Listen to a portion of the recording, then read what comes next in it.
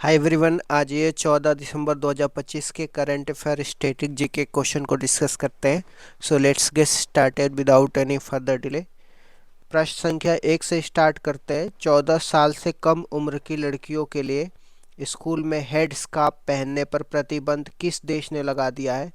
Austria ने लगा दिया है। यह प्रतिबंध सरकारी और निजी दोनों स्कूलों पर लागू होगा। इसमें हिजाब और बुर्का जैसे मुंह ढकने वाली चीज़ें शामिल होंगी। ऑस्ट्रिया की बात करते हैं तो ऑस्ट्रिया की राजधानी वियना है और ओपेक का मुख्यालय भी ऑस्ट्रिया में है, ये भी आपको ध्यान में रखना है। नेक्स्ट क्वेश्चन पे आ जाते हैं। नासा के किस स्पेसक्राफ्ट का मंगल ग्रह से 1 दशक बाद संपर्क टूटा है? नासा के मोवेन स्पेसक्राफ्ट का मंगल ग्रह से 1 दशक बाद संपर्क टूटा है।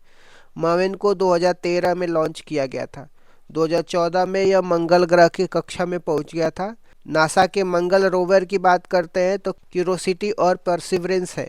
भारत का मंगल ग्रह की बात करते हैं तो इसको PSLV C-25 से लॉन्च किया गया था, तो ये भी आपको ध्यान में रखना है साथ साथ।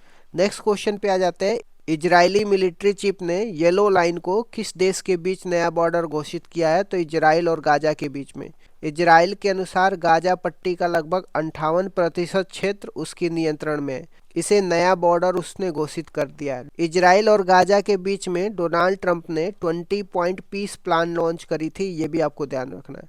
नेक्स्ट क्वेश्चन पे आ जाते हैं। गोवा नाइट क्लब अग्निकांड के आरोपियों के खिलाफ इंटरपोल ने कौन सा नोटिस जारी किया है? तो ब्लू नोटिस जारी किया है। इस हादसे में 25 लोगों की डेथ हो गई थी। ब्लू नोटिस का उद्देश्य क्या होता है? किसी व्यक्ति की पहचान या लोकेशन पता करना होता है। आरोपी थाईलैंड के फुकेट से गिरफ्तार किए गए। नेक्स्ट क्वेश्चन पे आ जाते हैं। अंतर्राष्ट्रीय सार्वभौमिक स्वास्थ्य कवरेज दिवस 2025 कब मनाया गया है? तो 12 दिसंबर को मनाया गया। इसका उद्देश्य क्या है? सस्ती और गुणवत्तापूर्ण स्वास्थ्य सेवाएं देना। 2025 की थीम की बात करते हैं तो अफोर्डेबल हेल्थ कॉस्ट है। 12 दिसंबर को इंटरनेशनल डे ऑफ न्यूट्रलिटी भी मनाया जाता है, तो ये भी आपको ध्यान रखना है। नेक्स्ट क्वेश्चन पे आ जाते हैं। मद्रास हाईकोर्ट ने किस जज के विरुद्ध संसद में प्रस्ताव पेश किया है? जस्टिस GR स्वामीनाथन के खिलाफ मद्रास हाई कोर्ट ने संसद में प्रस्ताव पेश किया है। यह प्रस्ताव उन्हें हटाने के लिए पेश किया गया है और आधार क्या बताया गया है? मिसबिहेवियर और इनकैपेसिटी आधार बताया गया है।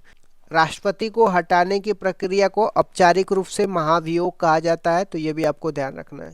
नेक्स्ट क्वेश्चन पे आ जाते हैं। पूर्व केंद्रीय गृह मंत्री शिवराज सिंह पाटिल का निधन कहाँ पे हुआ है? तो लातूर महाराष्ट्र में हुआ है। वे लगातार 7 बार लातूर से सांसद रह चुके हैं और 10वें लोकसभा स्पीकर भी रह चुके थे, वो 1991 से 1996 के बीच में। 26/11 हमले के बाद 2008 में गृह मंत्री पद से उन्होंने इस्तीफा दे दिया था। नेक्स्ट क्वेश्चन में आ जाते हैं। लियोन मेसी की 70 फीट ऊंची लोहे की मूर्ति कहाँ पे स्थापित की गई है? दमदम कोलकाता पश्चिम बंगाल में स्थापित की गई है। मूर्ति की बात करते हैं तो यह मूर्ति 2022 के फीफा वर्ल्ड कप जीतने के बाद की मुद्रा में है और मेसी अर्जेंटीना के फुटबॉलर हैं, ये भी आपको ध्यान में रखना। उनकी जर्सी की संख्या 10 है, तो ये भी आपको ध्यान में रखना। नेक्स्ट क्वेश्चन पे आ जाते हैं। चराइंगचंग फेस्टिवल का आयोजन कहाँ पे हुआ है और इसका संबंध किससे है? तो यह माजुली द्वीप असम में हुआ है। माजुली विश्व का सबसे बड़ा नदी पे द्वीप है और यह ब्रह्मपुत्र नदी पर स्थित है। चराइचंग सेंचुरी की स्थापना की बात करते हैं तो 1633 में इसकी स्थापना हुई थी। नेक्स्ट क्वेश्चन पे आ जाते हैं। महाक्राइम OSEI पुलिसिंग प्लेटफॉर्म किसने लॉन्च करी है? तो महाराष्ट्र सरकार ने लॉन्च करी है माइक्रोसॉफ्ट के साथ। यह डिजिटल इन्वेस्टिगेशन प्लेटफॉर्म है। साइबर अपराध की जांच में यह मदद करेगा। अपराध से संबंधित ऑनलाइन डेटा उपलब्ध कराएगा। नेक्स्ट क्वेश्चन पे आ जाते हैं। भारत और स्वीडन ने 7 ग्रीन टेक प्रोजेक्ट किस उद्देश्य से लॉन्च किया है? स्टील और सीमेंट सेक्टर को डिकार्बनाइज करने के लिए लॉन्च किया गया है। डिकार्बनाइज मतलब कार्बन का उत्सर्जन कम करने के लिए। भारत का नेट जीरो का लक्ष्य 2070 है, तो ये भी आपको ध्यान में रखना है। जनगणना की बात करते हैं। भारत में जनगणना की शुरुआत कब और किसके कार्यकाल में हुई थी? तो भारत में जनगणना की शुरुआत 1872 में वायसराय लॉर्ड मायो के कार्यकाल में शुरुआत हुई थी। वैज्ञानिक और दशकीय आधार पर जनगणना की शुरुआत कब और किसके कार्यकाल में हुई थी? वैज्ञानिक और दशकीय आधार पर हर 10 वर्ष में जनगणना की शुरुआत 1881 में वायसराय लॉर्ड रिपन के कार्यकाल में हुई थी। 2011 की जनगणना का क्रम क्या था? 2011 की जनगणना कुल मिला के 15वें क्रम की थी, स्वतंत्र भारत के हिसाब से 7वें क्रम की थी और दशक के आधार पर 14वें क्रम की थी।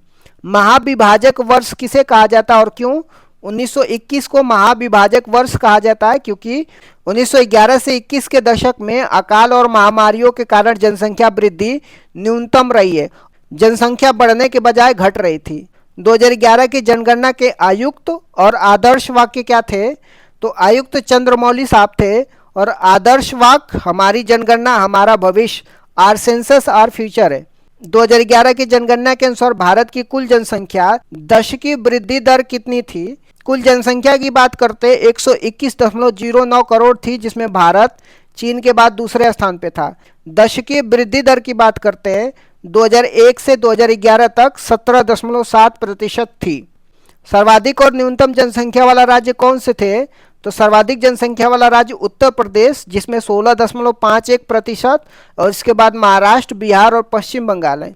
न्यूनतम जनसंख्या वाला राज्य सिक्किम है, जिसमें 0.05%, इसके बाद मिजोरम और अरुणाचल प्रदेश है। सर्वाधिक और न्यूनतम दशकीय वृद्धि दर वाला राज्य कौन से थे? सर्वाधिक दशकीय वृद्धि दर वाला राज्य मेघालय है, जिसका 27.9% वृद्धि दर है। न्यूनतम ऋणात्मक वृद्धि वाला नागालैंड है, जिसमें -0.6% वृद्धि दर थी। यह एकमात्र राज्य था जहां जनसंख्या वृद्धि दर ऋणात्मक थी। भारत की जनसंख्या घनत्व कितना है? सर्वाधिक और न्यूनतम जनसंख्या घनत्व वाला राज्य कौन से हैं?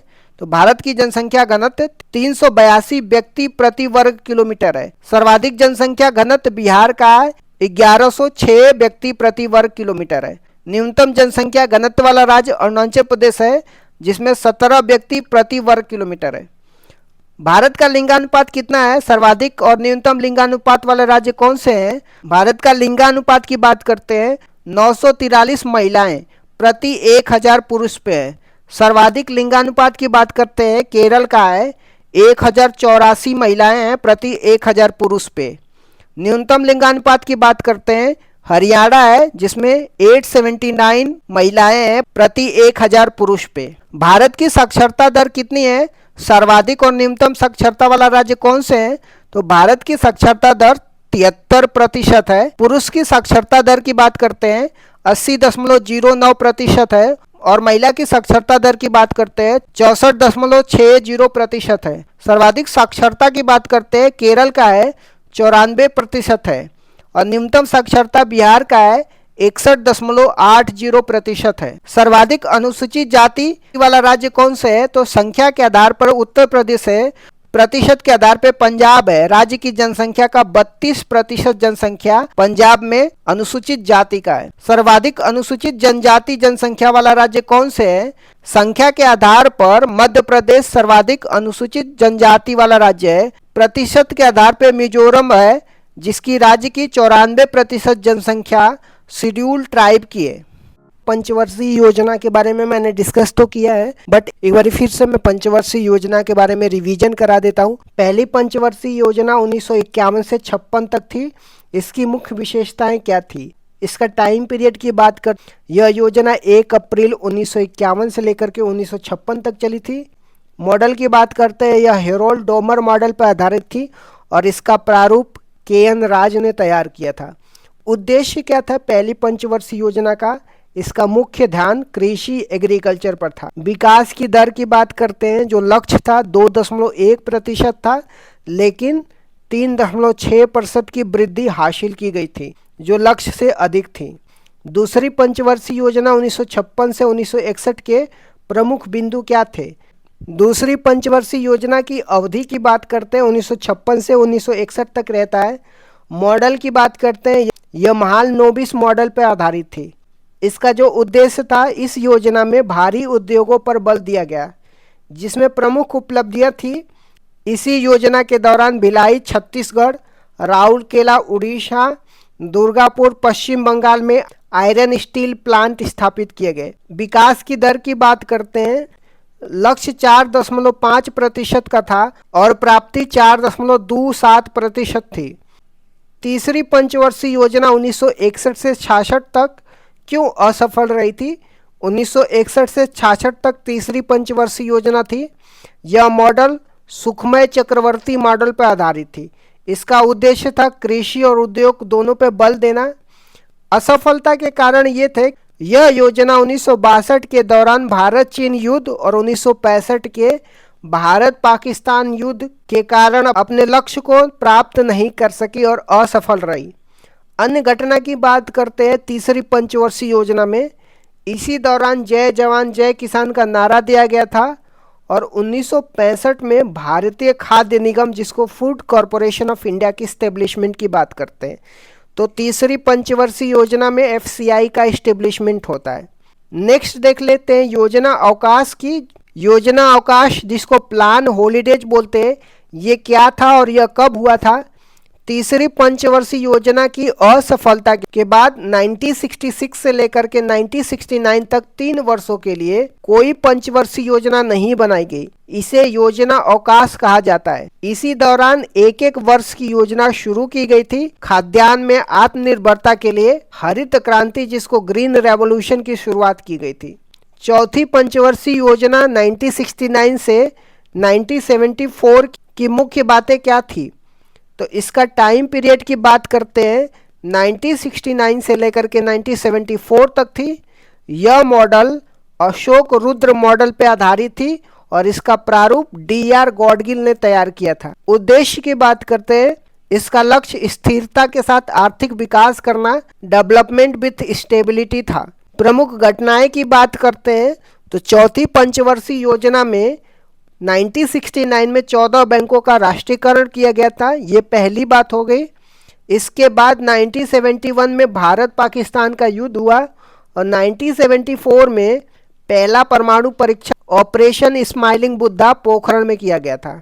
पांचवी पंचवर्षीय योजना 1974 से 1978 क्यों अद्वितीय थी?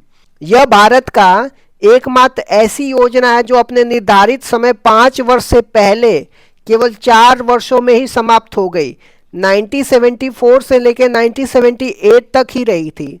यह DP दर मॉडल पर आधारित थी और इसका मुख्य लक्ष्य गरीबी उन्मूलन था। रोलिंग प्लान 1978 से 1980 तक क्या था?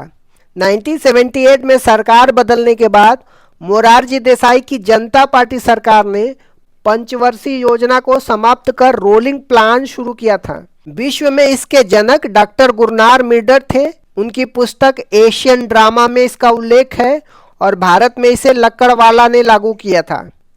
छठवीं पंचवर्षीय योजना 1980 से 1985 के दौरान क्या महत्वपूर्ण घटनाएं हुई थी? यह मॉडल आगात निर्गत मॉडल पर आधारित था, जिसको इनपुट आउटपुट मॉडल बोला जाता है। इसका उद्देश्य रोजगार सृजन और गरीबी उन्मूलन था। प्रमुख घटनाएं की बात करते हैं तो छठवीं पंचवर्षीय योजना में नाबार्ड की एस्टेब्लिशमेंट किया जाता है 1982 में। 6 और बैंकों का राष्ट्रीयकरण किया जाता है 1980 में। ऑपरेशन ब्लू स्टार और ऑपरेशन मेघदूत 1984 में चलाया जाता है। ऑपरेशन मेघदूत सियाचिन पर कब्जा करने के लिए। 7वीं पंचवर्षीय योजना 1985 से लेकर के 1990 तक क्या नारा था? इस योजना का प्रसिद्ध नारा रोटी रोजी और उत्पादकता या भोजन काम और उत्पादकता था। इसी योजना के दौरान 1988 में सेबी की स्थापना होती है, जिसको security and exchange board of India बोलते हैं। LPG सुधार कब और क्यों अपनाए गए थे? 1990 से 92 के योजना अवकाश के दौरान 1991 में भारत में विदेशी मुद्रा भंडार का संकट उत्पन्न हो गया था। उस समय प्रधानमंत्री PV नरसिम्हा राव और वित्त मंत्री डॉक्टर मनमोहन सिंह थे। इस संकट से निपटने के लिए 1991 में नई आर्थिक नीति अपनाई गई थी, जिसे LPG सुधार कहा गया था। जो न्यू इकोनॉमी पॉलिसी अपनाई गई थी, जिसमें उदारीकरण, निजीकरण या वैश्वीकरण की बात की जाती है। 8वीं पंचवर्षीय योजना 1992 से 1997 का मुख्य फोकस क्या था? तो यह model John W Miller model पर आधारित थी। इसका मुख्य बल मानव संसाधन विकास था, जो 1990 में आए HDI मानव विकास सूचांक की अवधारणा से प्रेरित था। अन्य घटनाएं की बात करते हैं 8वीं पंचवर्षीय योजना में। इसी दौरान 73वां और 74वां संविधान संशोधन हुआ, जो पंचायती राज और नगर निगम के लिए है। इसी समय 1 जनवरी 1995 को WTO की स्थापना होती है, जिसको वर्ल्ड ट्रेड ऑर्गेनाइजेशन बोलते हैं। 9वीं और 10वीं पंचवर्षीय योजना का मुख्य बातें क्या थी? 9वीं पंचवर्षीय योजना 1997 से 2002 तक होता है। इसका लक्ष्य सामाजिक न्याय और क्षमता के साथ आर्थिक विकास था। प्रधानमंत्री ग्राम सड़क योजना 25 दिसंबर 2000 को और कारगिल युद्ध 1999 में इसी दौरान हुआ था। 10वीं पंचवर्षीय योजना 2002 से 2007 तक थी। यह भी आगात निर्गात मॉडल पर आधारित थी। नरेगा अधिनियम 2005 में आया और 2 फरवरी 2006 को लागू हुआ था। 11वीं पंचवर्षीय योजना 2007 से लेकर 2012 की विकास दर की क्या विशेषता थी? इसका लक्ष्य तीव्र और समावेशी विकास, जिसको रैपिड एंड इंक्लूसिव डेवलपमेंट था। इसमें 8% की विकास दर हासिल की गई थी, जो सभी पंचवर्षीय योजनाओं में अब तक की सबसे ज़्यादा थी। शिक्षा का अधिकार, राइट टू एजुकेशन एक्ट 2009 इसी दौरान आया था। 12वीं पंचवर्षीय योजना 2012 से 2017 का लक्ष्य क्या था? यह अंतिम पंचवर्षीय योजना था जो 2012 से 2017 तक चला था। इसका लक्ष्य तीव्र, सतत और अधिक समावेशी विकास, जिसको rapid sustainable and inclusive development था। इसमें कृषि के लिए 4% और प्रजनन दर को 2.1%, जिसको प्रतिस्थापन दर बोलते हैं, पर लाने का लक्ष्य रखा गया था। भारतीय संविधान के प्रमुख संशोधन और उसके प्रावधान के बारे में देखने वाले हैं। पहला संविधान संशोधन कब हुआ था? 1951 में हुआ था। संविधान में 9वीं अनुसूची जोड़ी गई थी, जिसका संबंध भूमि सुधार से है। अनुच्छेद 15 क्लॉज 4 भी जोड़ा गया, जो सामाजिक और शैक्षिक रूप से पिछड़े वर्गों के लिए आरक्षण का प्रावधान करता है। 7वां संविधान संशोधन 1956 में राज्य पुनर्गठन से संबंधित है। यह प्रावधान किया गया कि 2 या 2 से अधिक राज्यों के लिए एक राज्यपाल हो सकता है। इस समय भारत में 14 राज्य और 6 केंद्र शासित प्रदेश थे। फजल अली कमीशन का गठन 1953 में इसी उद्देश्य से हुआ था। 15वां संविधान संशोधन 1963 में हुआ था। हाई कोर्ट के न्यायाधीशों की सेवानिवृत्ति की आयु 60 से बढ़ाकर के 62 कर दिया गया था। 21वां संविधान संशोधन 1967 में हुआ था।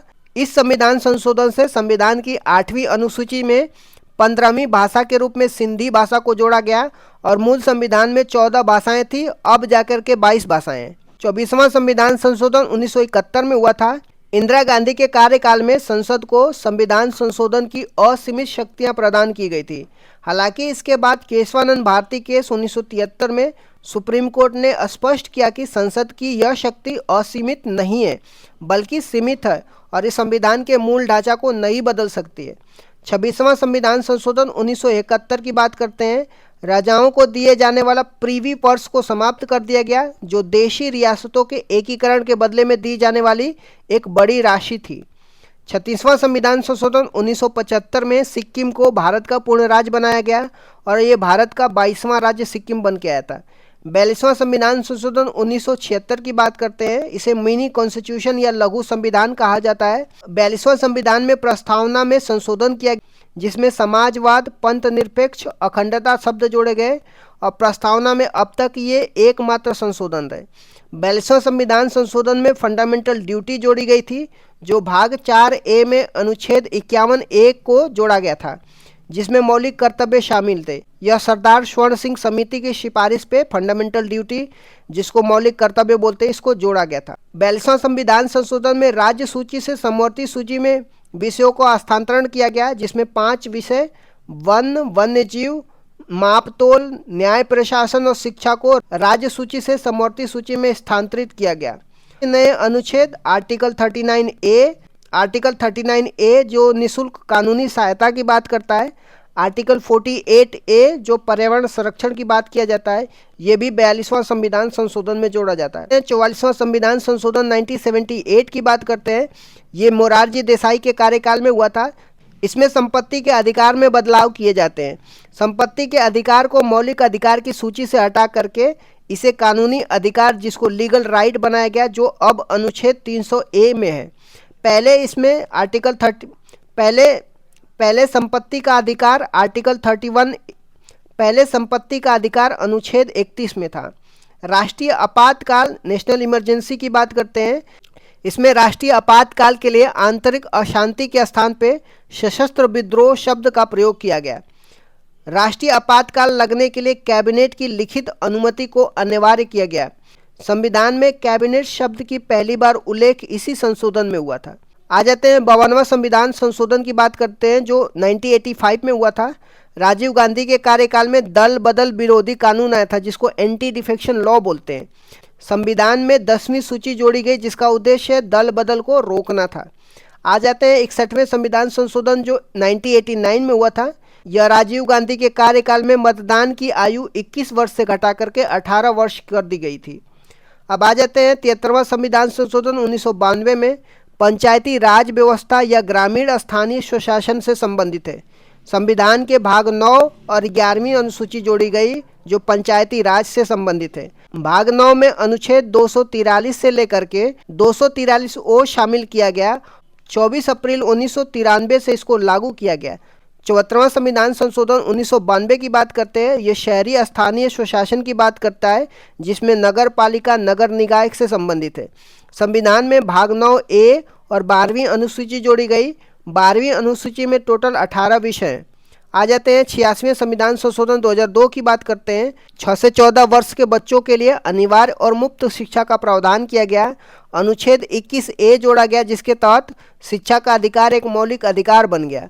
अनुच्छेद 51 ए क्लॉज के रूप में 11वां मौलिक कर्तव्य भी जोड़ा गया था। आ जाते हैं 89वां संविधान संशोधन 2003 की बात करते हैं। अनुच्छेद 338 ए को जोड़ा गया जिसमें राष्ट्रीय अनुसूचित जनजाति आयोग जिसको national commission for scheduled tribe का उल्लेख है।